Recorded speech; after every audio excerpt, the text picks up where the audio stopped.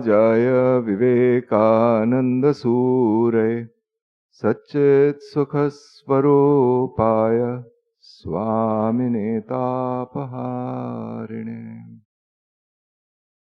So we will start with this new lecture of Swami Vivekananda, Realization, which is essentially, again, it's a free rendition of the Kathopanishad. But before that, there was one particular question that was asked based on the previous, on the discussion last time, which was on the Ishopanishad. And, the previous lecture, God and Everything, was Vivekananda's rendition of the Ishopanishad. And there was a statement we had made while discussing this, and where I said something to the effect that the significance of food, for instance, is in this principle of knowledge or bliss. And somebody had asked me to expand on this particular issue because it was just mentioned in passing as an illustration of what we were discussing. So let's just spend a couple of minutes on that and then we'll start with the new discussion. So here's the thing. This was made in the context of this discussion that we were making last time, that very often we have the tendency to outsource our satisfaction to what we regard as external objects, of which perhaps, as beings or as animate beings, any species, key thing that we need to sustain ourselves is food. Yeah. But then what exactly is the significance of food? Food being a placeholder for anything external. Yeah. Because see, the Sanskrit word for food is ahara. Ahriyate iti ahara. Yeah. So that which is obtained from outside, yeah, gathered within. It could be physical food for the nourishment of the body, or it could be objects of the mind, of the senses, that we take from outside and put into our system, so to speak. And then mistakenly attribute the satisfaction that it brings to the object outside. This conflation, or technically in Sanskrit, this is called adhyasa. Confusion of the object with the subjective experience. Yeah, the subjective experience is that of joy, that of satisfaction. See, if suppose somebody has not been having food for a while, there's this a certain feeling of want. Yeah, and then the food is put inside and the hunger goes away and there's a certain satisfaction.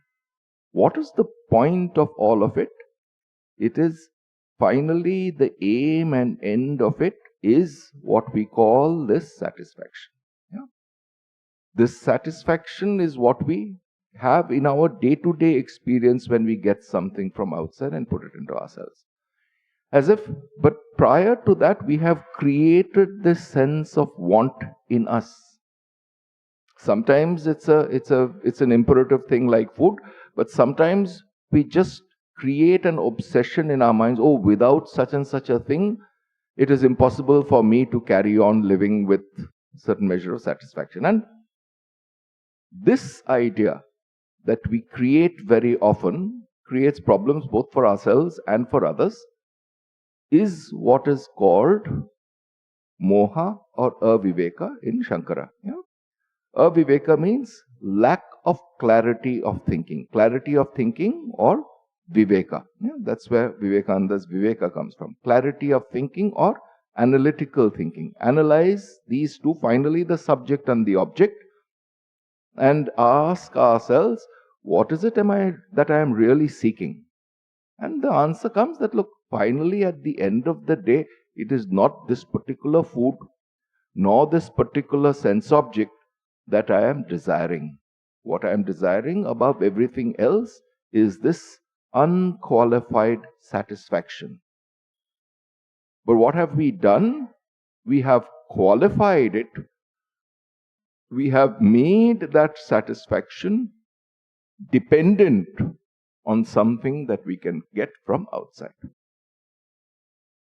It is this particular attitude of the mind, this framework of the mind, which is really the outsourcing of our satisfaction to something outside of us.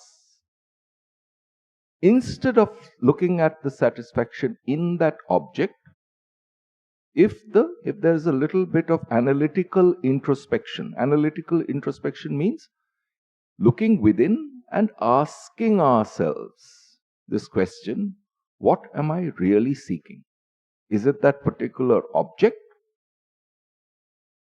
Or is it this subjective feeling of satisfaction? And almost invariably, just a little bit of enquiry gives us that it's really the latter that one is seeking. And then one asks, is the relationship that I have set up in my mind between this subjective satisfaction and the object an inseparable thing? Is it an inevitable connection? And most of the time the answer comes, no, that's not what it is. Because once you separate out these two, then the mind has this innovative capacity. It starts finding answers in other things. So for example, okay, fine. So for instance, here's a simple thing. I can say this from a certain personal experience. There was this one very senior respected monk of our order who used to teach us Upanishads, Vedanta. He was about 80 and we used to attend his classes every evening. And one particular evening I remember having a splitting headache. And then I was debating with myself, should I go for this class or not? I said, finally, let me just go. What is going to happen? I'll just sit here in my room, have a headache, or I can sit there in that room and continue having that headache. Well, one goes there at least for that half hour because of the elevated nature of the discussion that he was basically elucidating. And at least for that period of time, what happens is that the mind goes to that and forgets this particular obsession with the source of pain that was there. Which means this is not something mystical or something esoteric or something. It's something that all of us experience. Instead of putting our mind on something that is causing dissatisfaction, just put your mind on something that has the potential for causing satisfaction. End of story. This is what it is. So what happens as a consequence? It dawns on us that this satisfaction that we were seeking is not going to be inseparably entwined with a paracetamol tablet. Yeah? So a paracetamol tablet or a bunch of them would reduce the pain for a while, but it's going to come back. But the same thing is going to happen if you think constructively in something else. At a certain level, it's a mental construct. Yeah? So even something as tangible as a physical pain, so long as it is something not extreme, is something that can be avoided by putting your mind in something constructive, something that provides you with satisfaction. This is something that is part and parcel of our common experience. And it is there in those experiences that we need to hunt for something, for an answer to these questions. So even something like food which we take in for our personal nourishment, the mind, if it becomes a little inward directed through this analytical capacity, it finds the answer that the satisfaction is not in the food in itself, but it is something that wells up from within. And that is what we are seeking. That satisfaction has been given different kinds of names. It has been called the principle of knowledge. Why? Because it's basically the principle of truth. And knowledge is what seeks truth. Or sometimes joy. And therefore it's also the principle of bliss. This is what was the point of that statement. We had taken up food as an extreme example, but it was a placeholder for any external circumstance or external object and trying to understand the subjective feeling of satisfaction, which is the consequence, and understanding that that subjective state of satisfaction is not inseparably intertwined with the external object with which, in our confusion, we thought it was inseparably intertwined. This bringing in this capacity to analyze on this raw material, this experimental data of individual experiences, this is called viveka. This is called analysis. And not just that, but viveka followed by, okay, once one has understood that something is inseparably intertwined, then giving up that and holding on to the satisfaction itself. The lower, which means what we thought was the source of satisfaction, being given up for this subjective, unqualified sense of satisfaction itself, moving from the object to the essential nature of the subject. This first one is, this analysis is called viveka, the second is called vairagya. That's it. That's what was the point of this discussion last time. Okay, so let's start with this new lecture of Swamiji, chapter 8 of Jnana-Yoga, called Realization. Here, as we said before, that this particular lecture is a free rendition of the Kathopanishad. I will read to you, and you'll note one particular thing. Yeah? Here, I mean, in the very first paragraph, each of these, if you read the Upanishads or Vedanta, it's important to identify in each of the smaller Upanishads or in each of the chapters of the larger Upanishads, there is a central question. And that central question is existentially important to us. Unless and until we identify that central question, A, and B, see that, and B, close bracket, see for ourselves that this particular question is something that I am really interested in. Yeah? Which means there should be a personal component of interest in that question. Without that, the reading of the Upanishads is not going to be, it's just going to be either memorization or it's not going to be of any use. So, as it said, prayojana manuddishya mandopina pravartate. So, prayojana, the sense of prayojana should be there. So, in each of these Upanishads, there is a central question that it addresses. And these central questions are existential questions. It's not some abstract philosophy that we cogitate about. Yeah? However, the emphasis is on this analysis. That's something that should be borne in mind. Okay. So what Vivekananda does in this first paragraph is he identifies in passing the central question of the Kathopanishad. Yeah? Let me say what that question is according to the Kathopanishad, and then we'll come to Vivekananda and see how he describes it. And the question is this: Yeyam prete vichikitsa manushye asti iti eke nayam asti iti chaike. Yeah? What is it? This is Nachiketa asking Yama. This is really the central question. Ya iyam prete. After a person passes away, dies. Asti iti eke. Some say that he or she is. Nayam asti. Na ayam asti.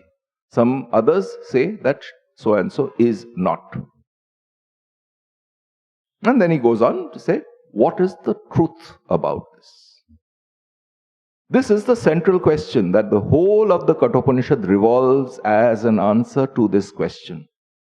And all these theories of karma, blah, blah, blah, etc., all of them try to address this question.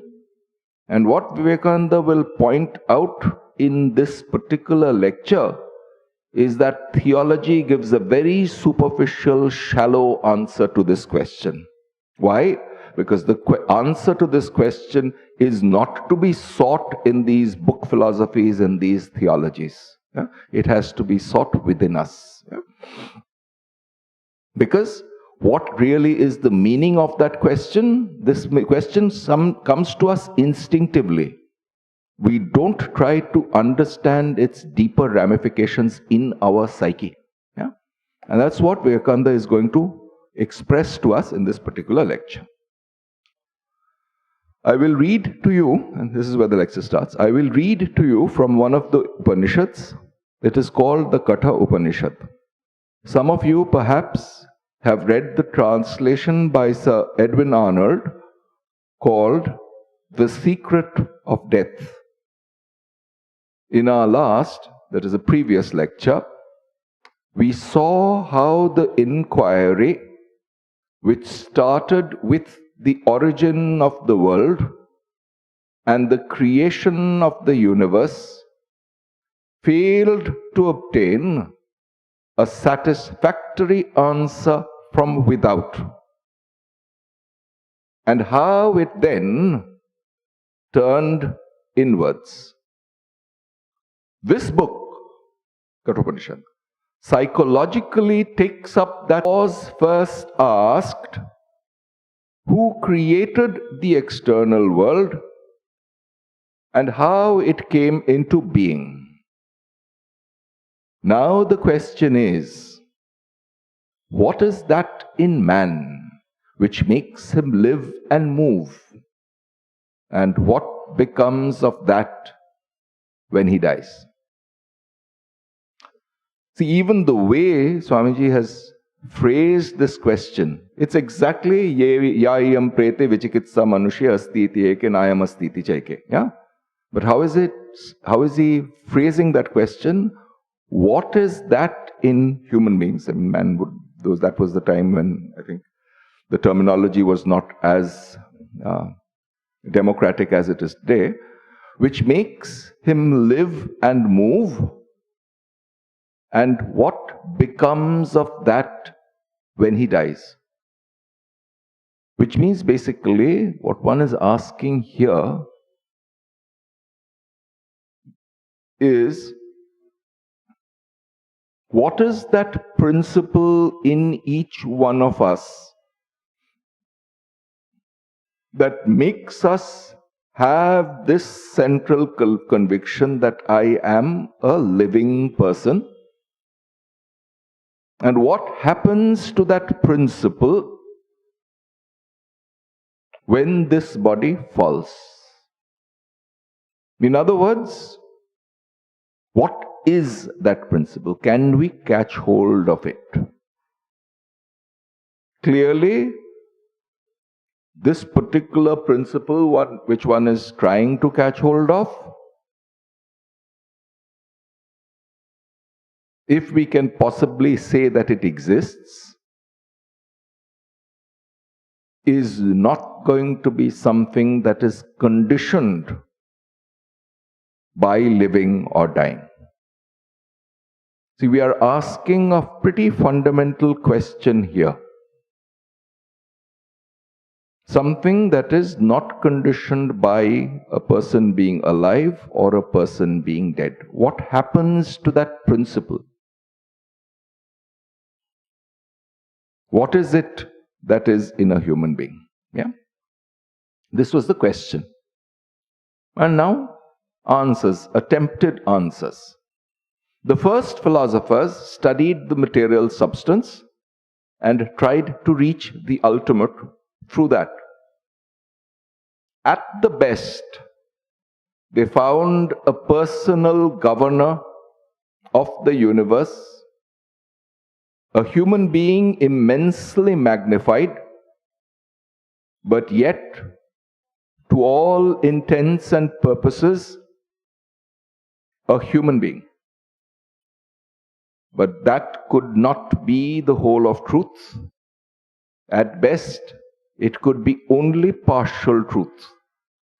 We see this universe as human beings, and our God is our human explanation of the universe.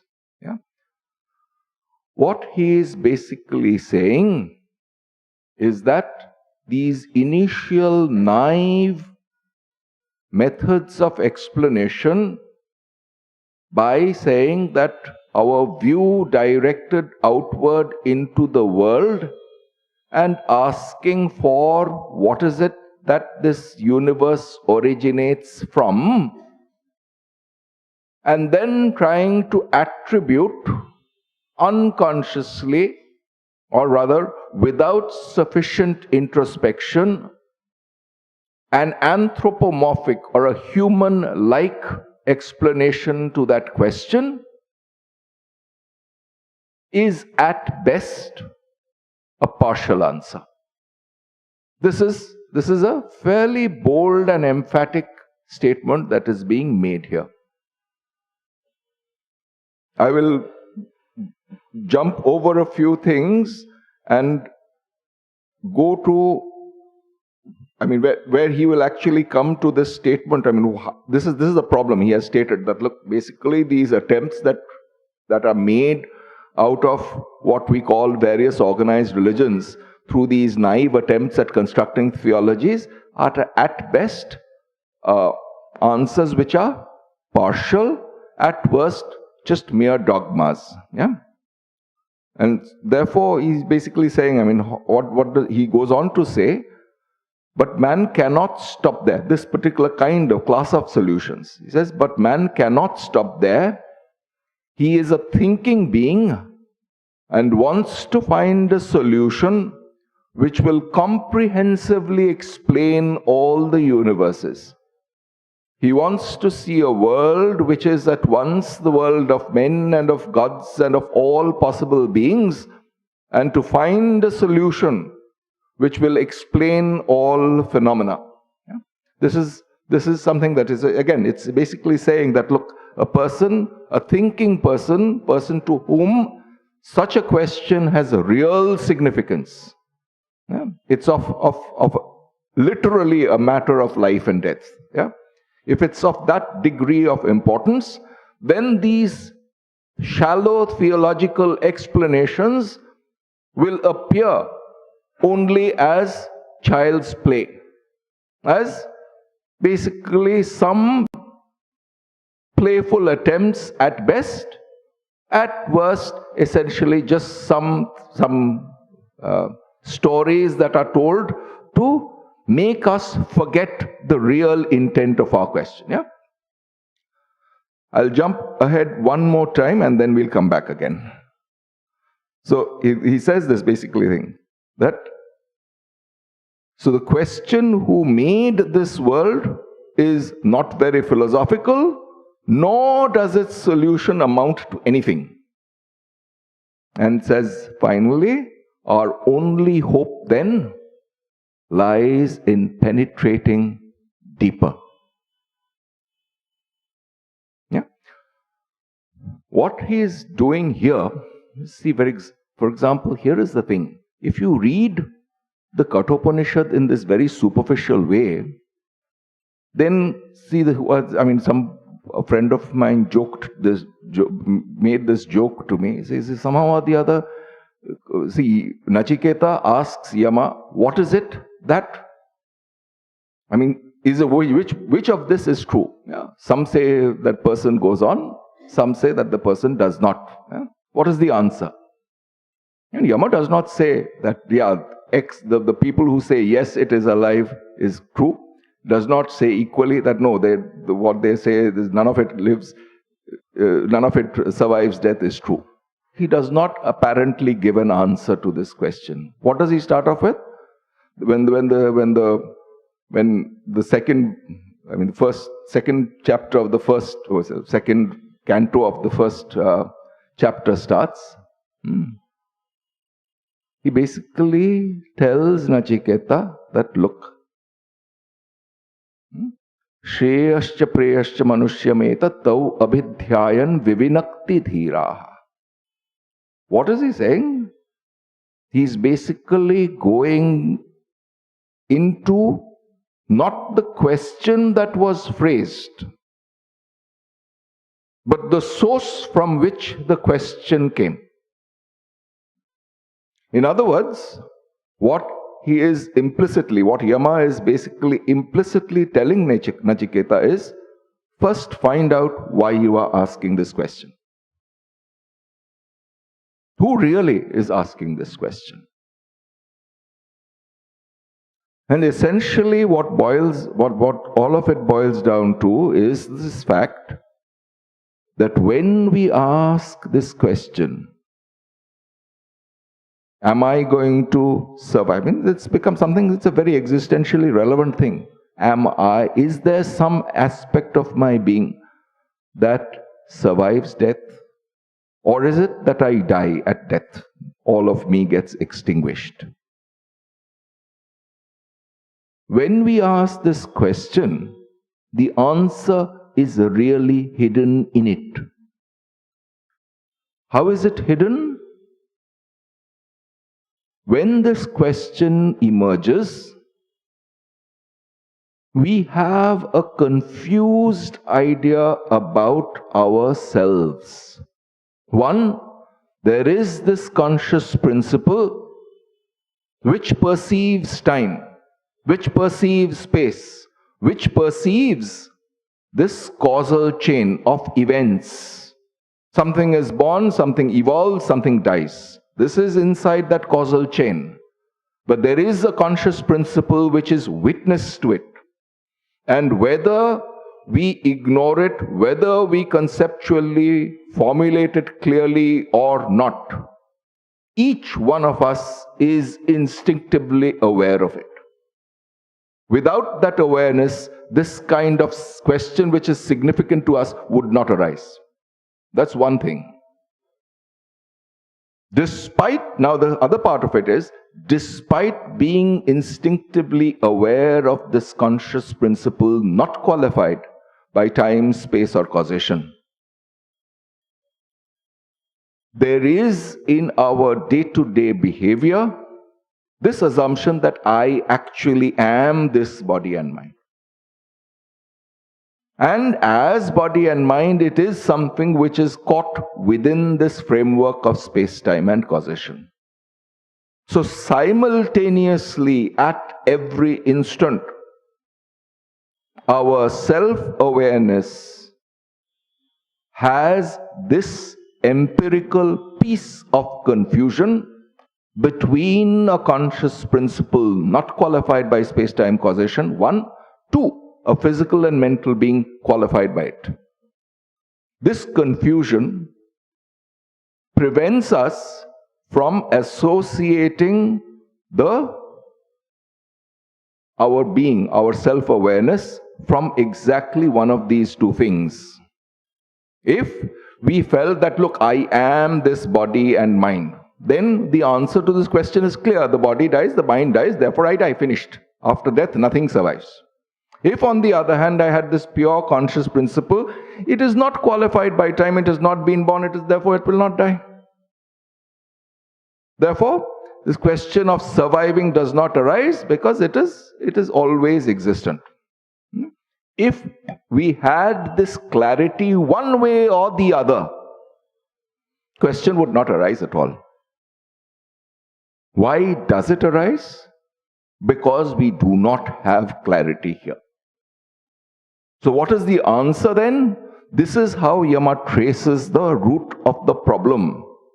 He says, look, this question comes up basically because at this very fundamental level, we do not have a clarity of perception. And look, here's the basic thing. If we could forget this conscious principle in and through which we are perceiving various things, then at a very fundamental level, we would have been completely dead beings. Yeah? We would not be even thinking about it. So even the fact that we go around, eat, move, think, that in itself basically presupposes that there is a certain assumption that there is a certain consciousness in us. Yeah? This is something that very recently I read this beautiful book. It's called Quantum Computing from Democritus. Democritus is a Greek philosopher. Quantum computing is something that is just coming up over the last couple of decades. Certainly, Democritus, if you told him what the words quantum computing, he'd have no clue what we were talking about.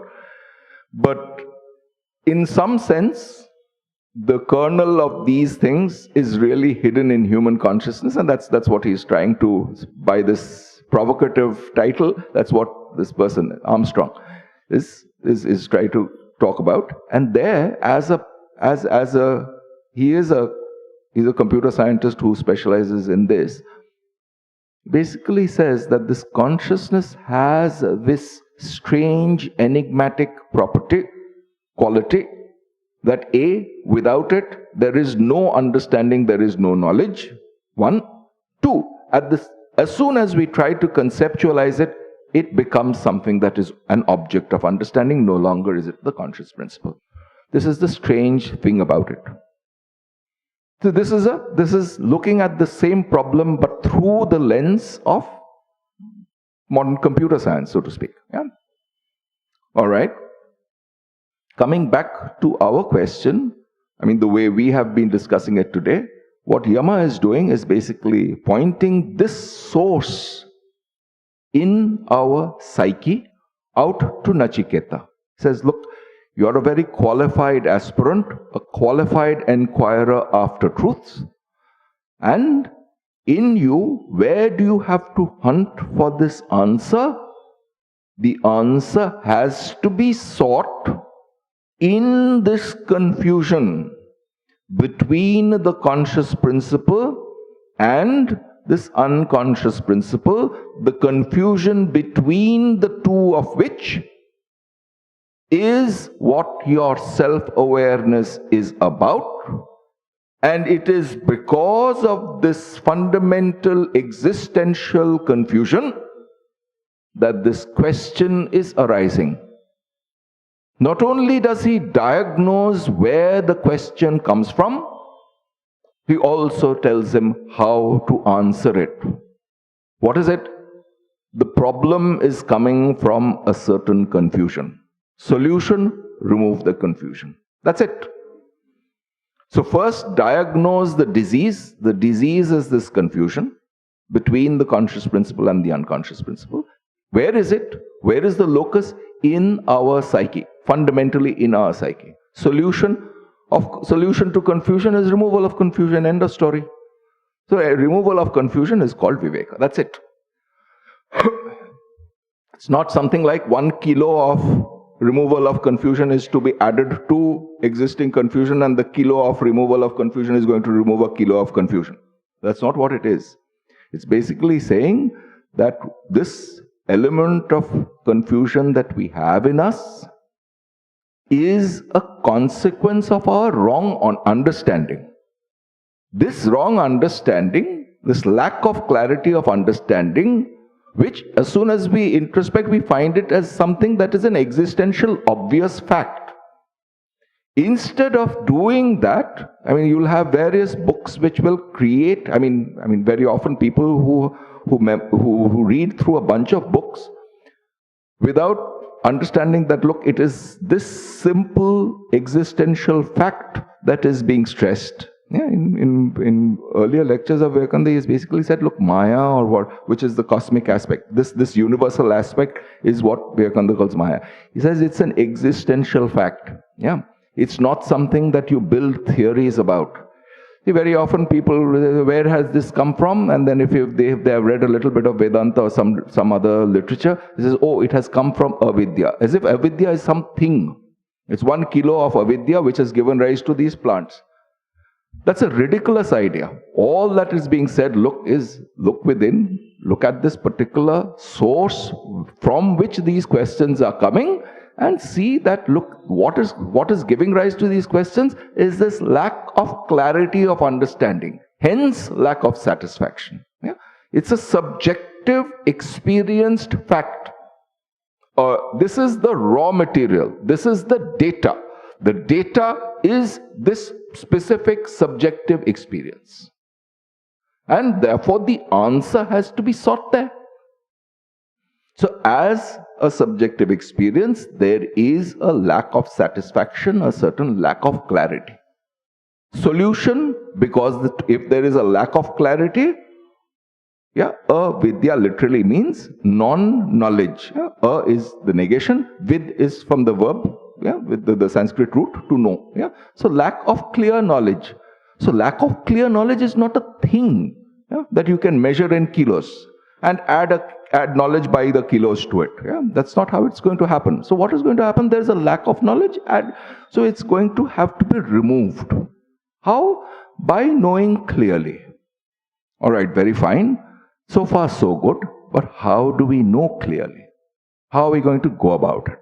So then there has to be a process. And that process is this. So why do we not know clearly?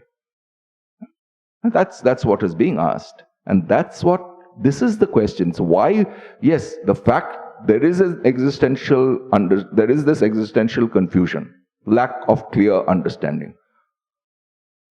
Why? What is it today that I am doing that leads to it, that emphasizes it? And then he says, basically, in our actions, there is this shreyascha preyascha manushyameta tau abhidhyayan vivinakti dhiraha. Vivinakti. We do not, in our day-to-day experience, separate these two out. We instinctively, by a habit of the mind, associate the object inseparably with the subjective source of satisfaction. Tracing the argument here back to the argument that we were making at the beginning, which had come out of the Ishopanishad. Yes?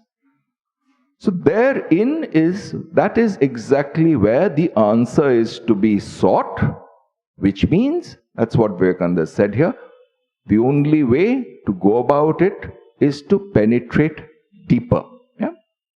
All right. So with this background, let's come back to the lecture of Vivekananda. But this is in some sense a summary of what he is going to be talking about in the first part of this lecture. He says, he says, what were the wrong answers? So now let's go back. So we've done a quick summary. Let's go back, and because Vivekananda is going to develop this theme slowly. The first philosophers, we are repeating that. The first philosophers studied the material substance and tried to reach the ultimate through that. At the best, they found a personal governor of the universe, a human being immensely magnified, but yet, to all intents and purposes, a human being. But that could not be the whole of truth. At best, it could be only partial truth. We see this universe as human beings, and our God is our human explanation of the universe. Which means this anthropomorphic bias, this tremendous prejudice that we have, that everything in the world, in terms of its fundamental explanations, must subordinate to this completely coincidental evolutionary fact that we belong to this species, not particularly intelligent, called Homo sapiens, though we call ourselves sapiens. Sapien means basically somebody who is wise. We basically have decided to call ourselves Homo sapiens because we think of ourselves as wise. A statement of extreme arrogance, which means what we have done is that we demand explanation in our very specific and anthropomorphic terms, expecting the world and the universe to be subject to these 8 billion little creatures moving around on a planet in a not particularly significant part of the universe. And therefore, the solution then is to de-anthropomorphize. What is it in ourselves that we assume in order to think of ourselves as belonging to this particular species, and ask ourselves, is there anything really so significant, so special about that? Or is there something more universal? And that's what he's going to go on with from here. Suppose a cow were philosophical. So he picks up one other species. Suppose a cow were philosophical and had religion, it would have a cow universe and a cow solution of the problem, and it would not be possible that it should see our God. Suppose nothing particular about cows. The next sentence, suppose cats became philosophers. They would see a cat universe and have a cat solution of the problem of the universe and a cat ruling it. So we see in two sentences, Vivekananda has completely demolished it at a certain level, this anthropomorphic bias. Yeah, we pride ourselves as if this particular species is the ruler of the whole universe. It's basically saying, look, there's nothing particularly significant about us. If you replace human beings by cows, they would have thought of it according to their light. If you replace them by cats, they would think of it along their lines. Yeah. So we see from this that our explanation of the universe in these anthropomorphic terms, anthropomorphic means basically very human being terms, is not the whole of the solution. Neither does our conception cover the whole of the universe. It would be a great mistake to accept, and this is exactly where he emphasizes that arrogance. It would be a great mistake to accept that tremendously selfish position which man is apt to take. Such a solution of the universal problem as we can get from the outside labors under this difficulty that in the first place, the universe we see is our own particular universe, our own view of the reality. That reality we cannot see through the senses. We cannot comprehend it. We only know the universe from the point of view of beings with 5 senses. Suppose we obtain another sense. The whole universe must change for us. Suppose we had a magnetic sense.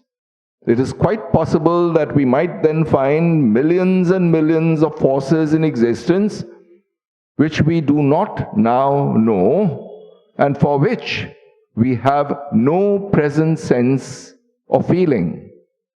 Our senses are limited, very limited indeed, and within these limitations exists what we call our universe. And our God is the solution of that universe, but that cannot be the solution of the whole problem. Which means, taking for granted the limitations of our senses, certain ideas are proposed. But the solution lies beyond, but man cannot stop there. This is what we've read before. He is a thinking being and wants to find a solution which will comprehensively explain all the universes. He wants to see a world which is at once the world of men and of gods and of all possible beings, and to find a solution which will explain all the phenomena.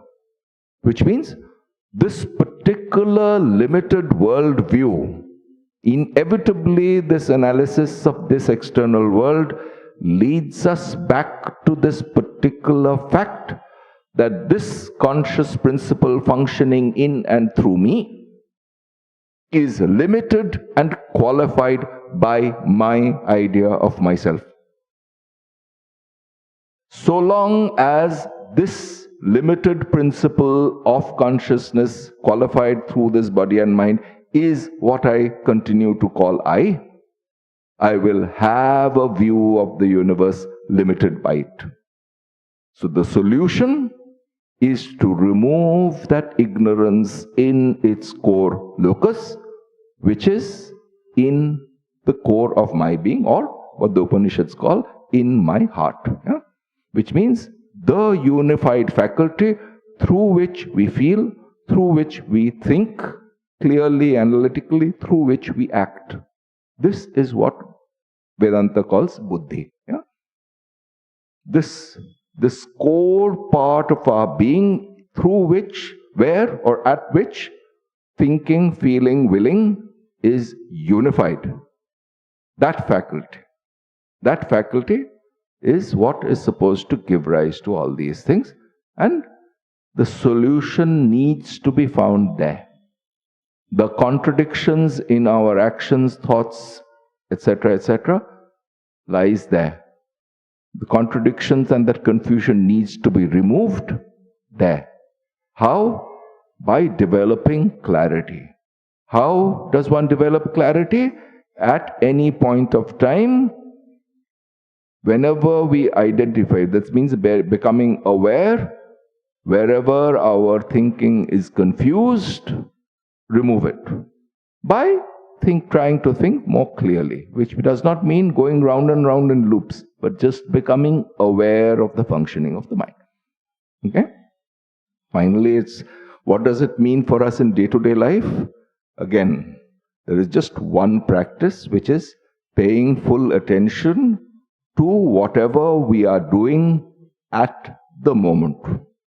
Yeah? This is exactly what the practice of viveka is. The Buddhists call it mindfulness. Vivekananda in his Karma Yoga says paying full attention to your work. And the more devotional people, for instance the Christians, they call it practice of the presence of God. It's the same practice, same alertness or full attention given to the present moment, the action in the present moment. Clarity there means complete, leads to clarity slowly. We'll return to this next time. Om Shanti Shanti Shanti. Harihi Om Tat Sat. Shri Ramakrishna Arpanamastu.